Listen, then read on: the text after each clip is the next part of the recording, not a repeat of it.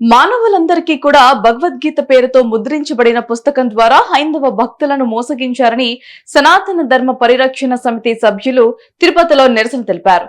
హిందువుల దేశ విదేశాల నుంచి భక్తి శ్రద్ధలతో సమర్పించిన ధనంతో టీటీడీ ధార్మిక ప్రచారం, ఆధ్యాత్మిక పుస్తక ప్రచురణ కార్యక్రమాలను తరతరాలుగా నిర్వహిస్తోంది. దేవస్థానం రచయితలకు ప్రోత్సాహకరంగా ఆర్థిక సహాయం అందిస్తోంది. కొన్ని పుస్తకాలను స్వయంగా ముద్రిస్తోంది. హిందూ ధర్మ ప్రచార పరిషత్ పేరిట పుస్తక ప్రచురణ చేస్తోంది. ఇది మొత్తం హైందవ మత ప్రచార ధర్మపరమైన లక్ష్యంతో జరుగుతోంది. అందులో భాగంగా 2023లో మానవులందరికీ భగవద్గీత అనే పేరుతో ఒక పుస్తకాన్ని ముద్రించారు.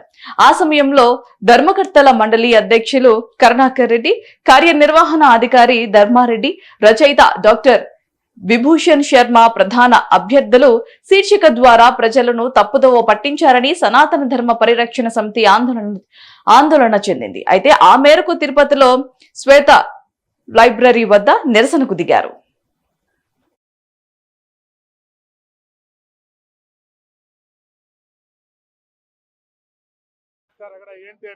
దాన్ని విచారించడం కోసం ఇక్కడికి వచ్చాం. ఇక్కడ సెక్రటరీ గారిని కూడా కలిసాం. ఈ పుస్తకాలు ఎలక్షన్ కు ముందు అంటే 2023లో ఆర్డర్ ఇస్తే ఎలక్షన్ అయిపోయిన తర్వాత ప్రింట్ అయ్యి వచ్చాయి. మొత్తం 1 కోటి పుస్తకాలు ఆర్డర్ ఇస్తే 52 లక్షల పుస్తకాలు ప్రింట్ అయ్యి ఇక్కడికి వచ్చాయి. దాంట్లో దాదాపు 12 లక్షల పుస్తకాలు పంచడం జరిగింది. ఈ పుస్తకాలు మన కుంభమేళాలో కూడా పంచడం జరిగింది. తీరా చూసిన తర్వాత ఈ పుస్తకం ఏందని చూస్తే ఆ పుస్తకంలో భగవద్గీతకు సంబంధించినటువంటి ఎటువంటి శ్లోకం కానీ తాత్పర్యం కానీ అందులో లేకపోవడం చాలా బాధాకరం. ఇంకా చెప్పాలంటే భగవద్గీత లాంటి పుస్తకానికి ముందు మాట రాయడం, నివేదిక రాయడం అనేది చాలా బాధాకరం. అసలు భగవద్గీతకి, రామాయణ ఇతిహాసాలకు వీటికి ముందు మాటలు రాసేది ఏంటండి? ఇది ఖచ్చితంగా ఎవరైతే ఎడిటర్, చీఫ్ ఎడిటర్ ఉన్నారో వీరిని ఖచ్చితంగా వారిపైన యాక్షన్ తీసుకోవాలి. భగవద్గీతకు ముందు మాట రాయడం ఏంటి? సరే, ముందు మాట అది అయింది కదా, లోపల చూస్తే లోపల ఇండెక్స్ ఉంది.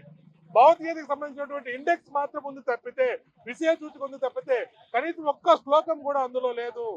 ఆ పుస్తకం ఎవరైనా తీసుకుంటే ఇది ఏందని తెలియాలంటే సపరేట్గా వెళ్ళి మళ్ళీ ఒక భగవద్గీత పుస్తకాన్ని కొనాలి. ఇది హిందువులు ఇచ్చినటువంటి డబ్బులు, భక్తులు ఎంతో నిష్ఠతో ఇచ్చినటువంటి ఈ డబ్బులంతా కూడా వృధా చేయడమే. కేవలం డబ్బులున్నాయి, ప్రింటింగ్ వేయాలని చెప్పి ఎందుకు పనికిరాని ఒక పుస్తకాన్ని మానవులందరికీ భగవద్గీత అని పవిత్రమైనటువంటి పేరు పెట్టి ఒక పనికిరాని పుస్తకాన్ని ప్రింట్ చేశారు. భగవద్గీత ఎవడు ఎక్కడ ఇస్తే కూడా చెప్పులు తీసుకుంటారు.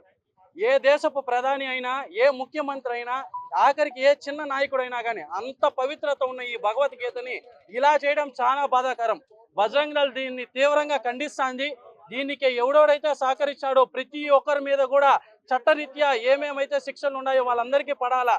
దేవుడు ప్రసాదం కల్తీ జరిగితే ఇది జరగలేదని, అది జరగలేదని పార్టీల మీద విమర్శలు చేసుకుంటూ ఎక్కడ ఏ దేశానికి పోయినా కానీ పవిత్రంగా ప్రసాదాన్ని తీసుకొని పోయి ఇచ్చే జనాలు వాటిని నోరు మెదపడు. దాని మీద అధికారులు, నాయకులు కూడా ఇలానే ఉన్నారు. ఇప్పుడు ఏకంగా భగవద్గీత కూడా ఇలాంటి దుస్థితి రావడం చాలా బాధాకరం. దయచేసి దీని మీద యాక్షన్ తీసుకోవాలా.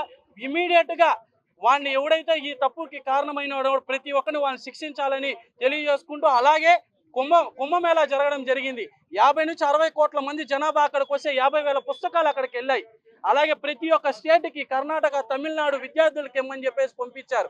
20 రూపాయల నోట్బుక్ కొంటేనే అది ఇంతలా మన్నం ఉంటుంది. ఆ నోట్బుక్ దాన్ని చూసి కొనుక్కుంటున్నారు. అలాంటిది 3 రూపాయల ఎన్నో పైసలు ఇది.